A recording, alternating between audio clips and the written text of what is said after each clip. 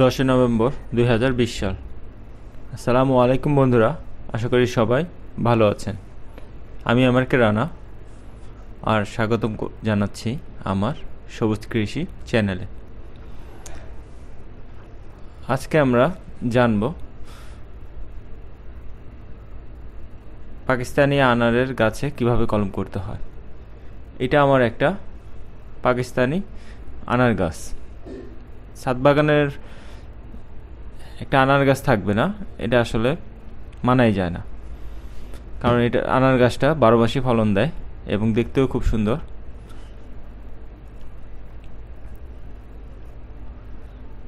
আমি এই গাছটাতে 10-12টার মতো কলম করেছিলাম।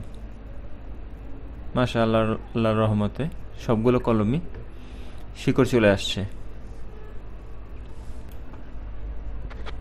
কিভাবে কলম তৈরি করেছিলাম ওইটার নিয়মটা আপনাদের সাথে শেয়ার করব। এখনও যারা আমার চ্যানেলটা সাবস্ক্রাইব করেননি, সাবস্ক্রাইব করে রাখুন এবং বেল আইকনে টিপ দিয়ে রাখুন। পরবর্তী ভিডিও আসলে যেন আপনারা আগে পেয়ে যান। প্রথমে আমরা যে জায়গাটা নির্বাচন করেছি ওটা চারপাশে যে পাতাগুলো আছে এগুলো একটু কেটে নিতেছি।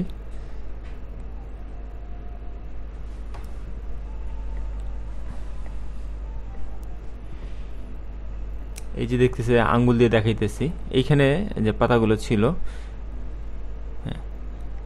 ওইখান থেকে আমরা একটু নিচ থেকে নিব, কারণ উপরে যে কুশিগুলো ছিল ওই কুশির যে ওই অংশ থেকেই শিকড় চলে আসে। ওইটার একটু নিচ থেকে আমরা সব সময় কলমটা শুরু করব এবং আরেকটু নিচে গিয়ে ওইখান থেকে কেটে বাকল তুলব। এতে করে গুটি কলম হওয়ার সম্ভাবনা অনেকটাই বেড়ে যায়। আর গুটি কলমের আসলে মূলত নিয়ম এইটাই। আমরা অনেকেই না বুঝে মাঝখানে কেটে রেখে দেই, তো অনেক সময় দেখা যায় যে আমরা শিকড় আসে না।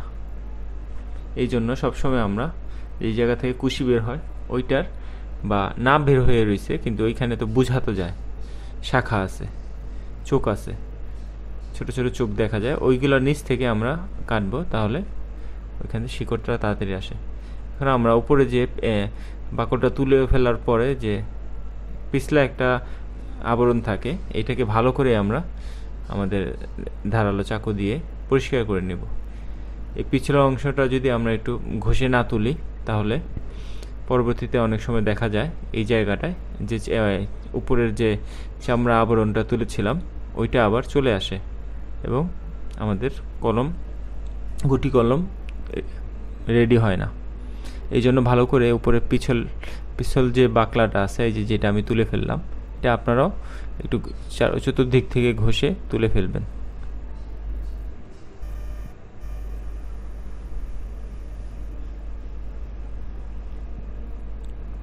আসলে একটু বুঝে শুনে কলম করলে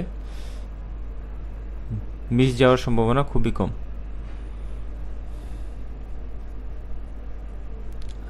আমি এই গাছে যে কয়টা কলম করেছি সবগুলোই মাশাআল্লাহ টিকে গেছে। কিভাবে কলম করেছিলাম সেই নিয়মটা আবার আপনাদের কাছে শেয়ার করতেছি। ভালো করে লক্ষ্য করলে আপনারাও আপনাদের ছাদ বাগানে গাছে এইভাবে কলম করে চারা তৈরি করতে পারবেন এবং ফ্রেন্ডদেরকে দিতে পারবেন। এখন আমরা এই ডালটাতে একটু অ্যালোভেরা জেল দিয়ে নেব। অ্যালোভেরা গাছ থেকে আমার যেহেতু গাছ আছে আমি অল্প পরিমাণে কেটে নিছি, বেশি কেটে নষ্ট করা দরকার নেই, যেহেতু অল্প জায়গায় আমার একটু হইলেও হয়, তাহলে আমি অল্প করেই কেটে নিই। এটা আসলে এইখানে ফাঙ্গাস ধরবে না পরবর্তীতে এইটার কারণে, আর এইখানে প্রাকৃতিক রুট হরমোন হিসেবেও কাজ করে, শিকড়টাও তাড়াতাড়ি আসে।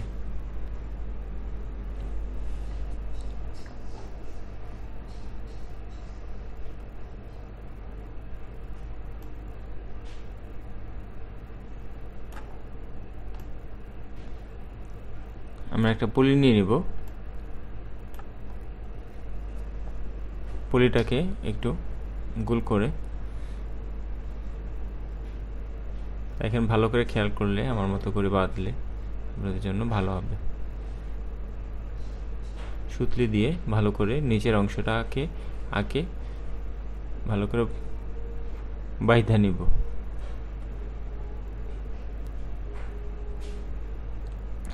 শক্ত করে বাঁধবো যেন এটা ভিতরে হাওয়া বাতাস ঢুকতে না পারে।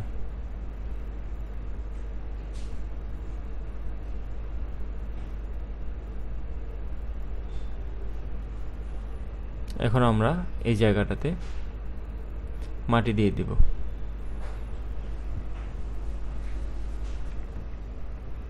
আমি মাটির সাথে অল্প পরিমাণে বালি, অল্প পরিমাণে কোকোপিট মিক্স করে নিই যেন ভেতরের মাটিটা ঝুরঝুরে থাকে আর শিকড়গুলো খুব সহজেই ভেতরে ছড়াতে পারে। মাটিটা দেওয়ার পরে একটু নিচের দিকে চাপ দিয়ে নিব যেন ভেতরে কোনো বাতাস না থাকে।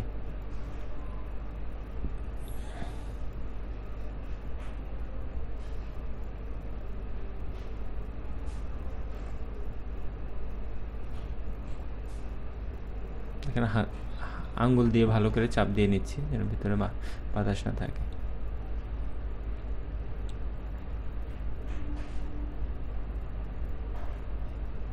আর একটু মাটি দিয়ে চাপ দিয়ে এখন ভালো করে বাঁধাই করে দিব।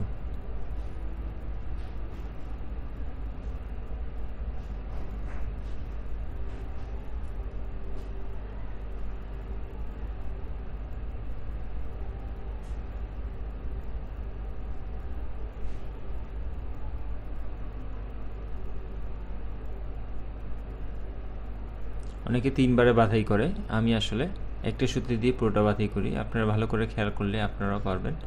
মাঝখানে যে আমরা জোড়াটা দিয়েছি পলিথিনের, ওইটা আমি নিচ থেকে টান দিয়ে উপরে পেঁচ দিয়ে দিয়েছি। খেয়াল করলে আসলে এটা পারবেন, এটা আসলে তেমন কঠিন কিছু না। উপরে একটা আমি এই ঘুরিয়ে একটা গিট দিয়ে নিলাম।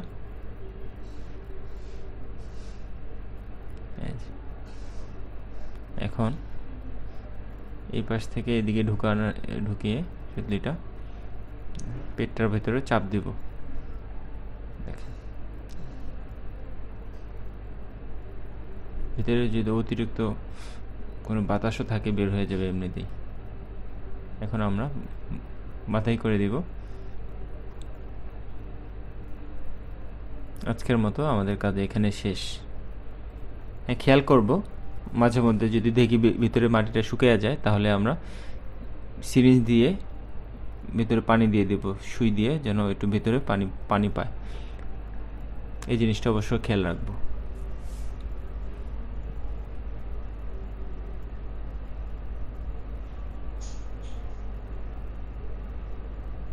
এই যে আগের কলমগুলো করেছিলাম এগুলো এখন কেটে ফেলবো এবং কেটে ফেলে দেখাবো এগুলো আসলে কিভাবে আমি আবার পটিং করে রেখে দিই।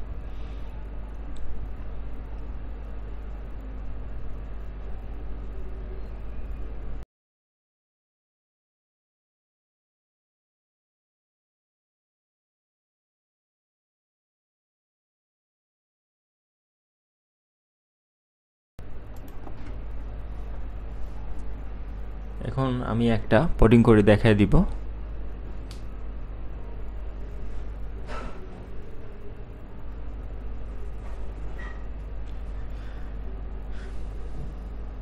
আসলে একটু খেয়াল করলে খুব সহজেই ছাদ বাগানের কলম করা যায়।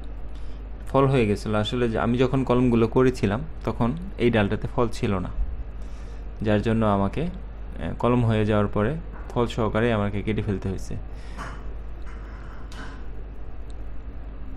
কিছু কিছু ডালে ফুলও ছিল, পরবর্তীতে আসছে, যার জন্য আমাকে ফুল সহকারেই কাটতে হয়েছে।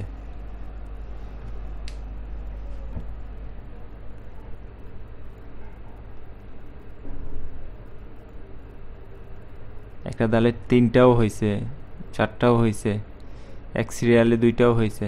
এইভাবেও আপনারা করতে পারবেন।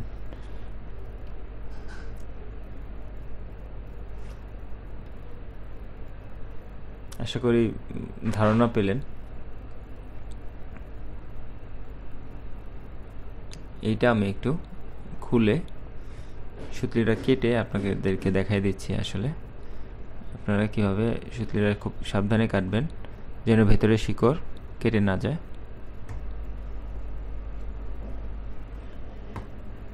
আর একটা জিনিস খেয়াল করবেন যে পুলিটা কাটার সময় যেন এই মাটিটা নড়া না লাগে, তাহলে অনেক সময় ভেতর থেকে ডাল থেকে যে শিকড়গুলো বের হয়েছে মাটির সাথে লেগে আছে এগুলো আপনার নাড়া লাগার পরে ছিঁড়ে যায়, ভেতরে ছিঁড়ে বসে থাকে। আসলে আমরা তো উপর থেকে খেয়াল করি না, উপরে শিকড় ঠিকই থাকে, ভিতর থেকে নরম লেগে ছিঁড়ে যায়।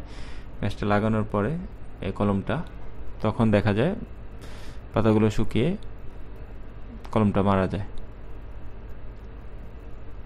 এই সময়টা খুব আমরা মাটিটাকে একটু ওই দিক থেকে চাপ দিয়ে ধরে রেখে আমরা করবো। এই দেখেন সাদা সাদা শিকড় দেখা যাচ্ছে, প্রচুর শিকড় আসছে। ডালিম গাছে আসলে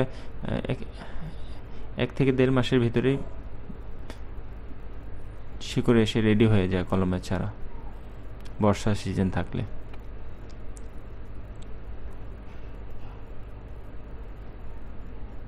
আঙুল দিয়ে ছাড়িয়ে নিলাম, মাশাআল্লাহ খুব তেমন কোনো শিকড় নষ্ট হয়নি।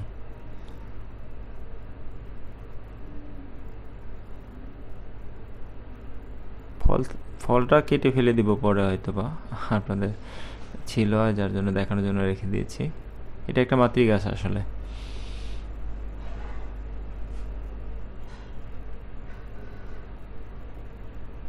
খুবই ভালো জাতের একটা আনার এটা, ভিতরের বীজগুলো খুবই নরম এবং খুব রসালো এবং 12 মাসই ধরে।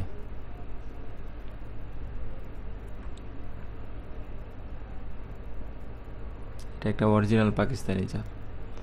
অনেকেই নার্সারিওয়ালারা একটা বলে আরেকটা দিয়ে দেয়, ভাই আমিও অনেক ধরা খাইছি। এরপরে খুব চেষ্টা করে এই জাতগুলো সংগ্রহ করেছি। আসলে চেষ্টা করলে আপনারা আস্তে আস্তে এই জাতগুলো সংগ্রহ করতে পারবেন।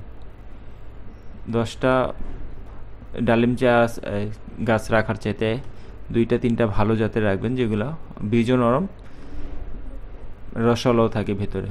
বীজ শক্ত এইগুলো আমি অনেক কাটছি, কোনো লাভ হয়নি। লাগানোর পরে দেখলেন তো চাপ দিয়ে বসাই দিলাম, এখন পানিটা দিয়ে দিলাম, এখন কাজ শেষ।